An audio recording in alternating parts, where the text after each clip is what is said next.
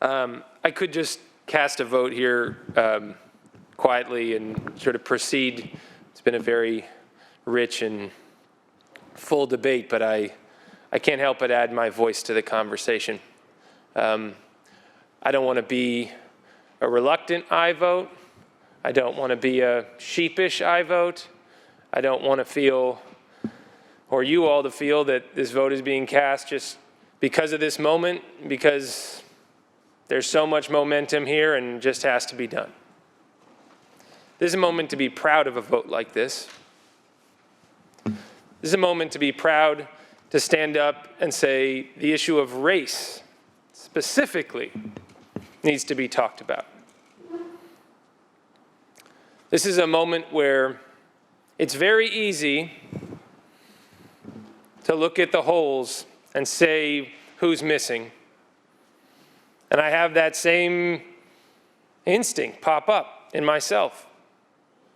Even going through what we've gone through in Los Angeles over the past few weeks, when you see a synagogue get desecrated or anti-Semitic hatred rise online, and you say, this is the moment where we have to stand up and say no to anti-Semitism, and where is that experience in this bill, and where is this in our dialogue? This is singularly a moment right now that is about being a person of color, of walking around in a black body in this country being different than walking around in a white body. That even though when I was 5 years old, I went to the same kindergarten class that my colleague from Los Angeles went to, and we both were in the same school play. I played Martin Luther King at 5 years old. She helped build the voting booth in that same bit of child theater we did. And yet in my mind at the time, I didn't realize, well, yeah, I can be just like Martin Luther King. That's what I thought at the time. White kid growing up, nice part of LA, and not realizing that there's something fundamentally different and fundamentally harder about walking down the street, riding a bicycle, going to get your lunch, all those small moments that you don't notice in your life.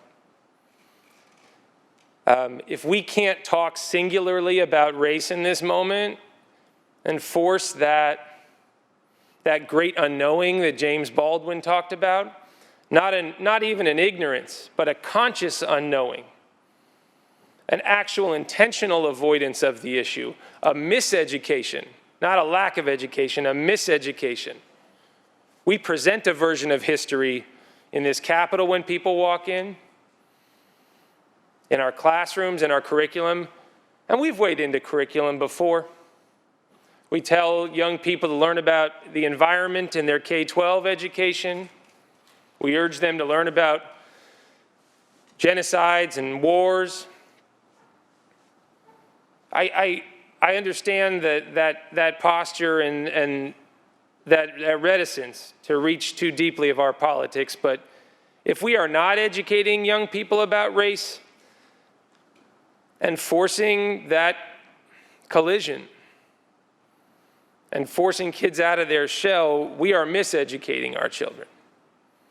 It's not that they now have a supercharged education. They're just going to be graduating without that blind spot. We're talking about 3 units here. We're talking about a class. I understand the procedural concerns, intervening into existing agencies' work, but there is a risk at this moment. The word ethnic goes back to the word ethnos. It comes from Greek etymology. It's the word they used for other. Ethnos was also mentioned in the first Greek translation of the Hebrew Bible to talk about non-Jews, others, goyim. But that word ethnos now appears today as ethnic. What is other? There have been many people who have been others throughout our history. And certainly now the other, and the way we treat it, is people by color of their skin. But there have been others because of their religion, because of their gender, because of their immigration status. And the risk in this moment is casting that barrier of otherness when we all have to find some bridges between our tribes. If you go back to the current Bible verses in this week even, the division of all the tribes, even amongst Jews, there were 12 tribes, and they all wanted to war amongst each other and find their own ethnic lines and divide themselves. But when we are murmuring against one another, we become a Tower of Babel, and we get nothing done. So let's be clear in our voice today, and be clear that this moment is about a conversation about ethnicity, but as the bill mentions, specifically about racialized minorities and what it is to go through life that way.